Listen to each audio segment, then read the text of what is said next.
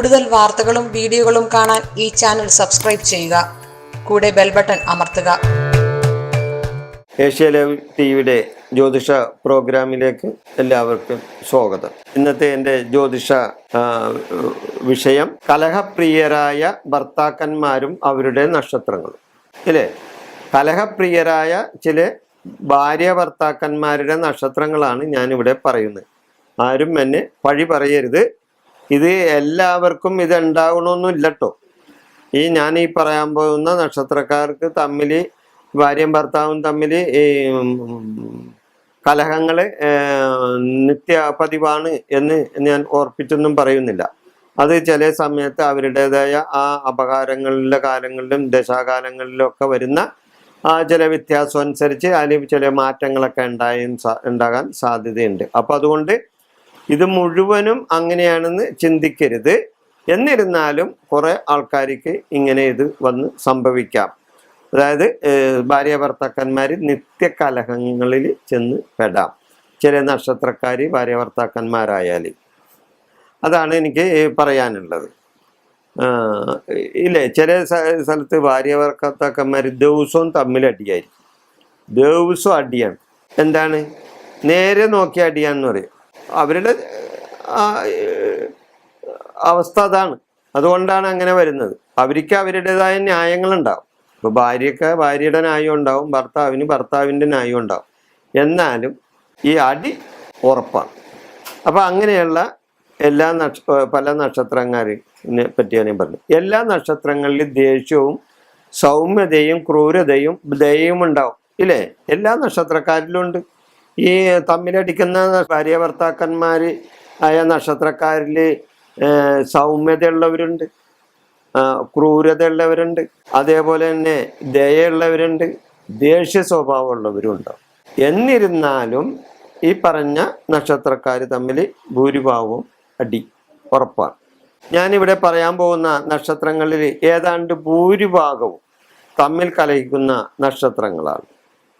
ഭാര്യ ഭർത്താക്കന്മാർക്ക് ചില നക്ഷത്രങ്ങളിൽ വേദം വരും. ആ വേദദോഷമാണ് ഇങ്ങനെ വരുന്ന കാര്യത്തിന് കാര്യമാകുന്നത്. വേദദോഷം ഉണ്ടെങ്കിലാണ്. ഭർത്താക്കന്മാർ തമ്മിൽ ചേരില്ല, തമ്മിൽ ഇതാണ്. വേദം എന്ന് പറഞ്ഞാൽ തുളക്കൽ എന്നർത്ഥമാണ്. തുളക്കൽ എന്നാണ് അർത്ഥം വേദം എന്ന് പറഞ്ഞാൽ. അപ്പം ആ നക്ഷത്രക്കാർ തമ്മിൽ വേദം ഉണ്ടെങ്കിൽ, ഭാര്യ ഭർത്താക്കന്മാർ തമ്മിൽ വേദമുള്ള നക്ഷത്രങ്ങളാണെങ്കിൽ തീർച്ചയായിട്ടും അടിയാണ്, അടി ഉറപ്പാണ്. അപ്പം അങ്ങനെയുള്ള ആ നക്ഷത്രക്കാരത്തെ പറ്റിയാണ് ഞാൻ. നക്ഷത്രക്കാർ ആരൊക്കെയെന്നൊന്ന് ചിന്തിക്കണമല്ല, അവരാണിത്. അതായത് അശ്വതി നക്ഷത്രക്കാർക്ക് തൃക്കേട്ട ഭർത്താവ്, അല്ലെങ്കിൽ തൃക്കേട്ട നക്ഷത്രക്കാരത്തേക്ക് അശ്വതി നക്ഷത്ര ഭർത്താവ്. ഇത് നേരെ അങ്ങോട്ടും ഇങ്ങോട്ടും ആകാം. അങ്ങനെയുള്ളവർ തമ്മിലടിയായിരിക്കും. അവർക്ക് തമ്മിൽ പറഞ്ഞാൽ തമ്മിൽ ഇഷ്ടമാകില്ല ഓരോ കാര്യങ്ങൾ പറഞ്ഞു കഴിഞ്ഞാൽ. അപ്പോൾ അശ്വതി നക്ഷത്രവും കേട്ട നക്ഷത്രവും കലഹം ഉറപ്പാണ്.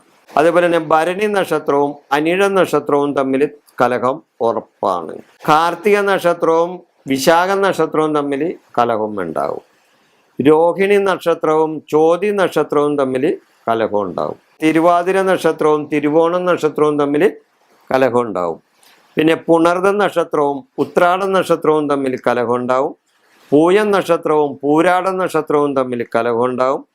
ആയില്യം നക്ഷത്രവും മൂലം നക്ഷത്രവും തമ്മിൽ കലഹം ഉണ്ടാവും. മകം നക്ഷത്രവും രേവതി നക്ഷത്രവും തമ്മിൽ കലഹം ഉണ്ടാവും. അതുപോലെ പൂരം നക്ഷത്രവും ഉത്രട്ടാതി നക്ഷത്രവും തമ്മിൽ, ഉത്ര നക്ഷത്രവും പൂരുട്ടാതി നക്ഷത്രവും തമ്മിൽ കലഹം. അത്ത നക്ഷത്രവും ചതയം നക്ഷത്രവും തമ്മിൽ കലഹം. മകീര നക്ഷത്രവും ചിത്തിര നക്ഷത്രവും തമ്മിൽ കലഹം. ചിത്ര നക്ഷത്രവും അവിട്ട നക്ഷത്രവും തമ്മിൽ കലഹം. ഇങ്ങനെ ഇവർ പരസ്പരം കലഹിക്കാൻ സാധ്യത കൂടിയവരാണ്. ഇതെല്ലാവരിലും ഉണ്ടാകണമെന്നില്ല കേട്ടോ. പൊതുവായ ചില കാര്യങ്ങളാണ് ഞാനിത് പറയുന്നത്.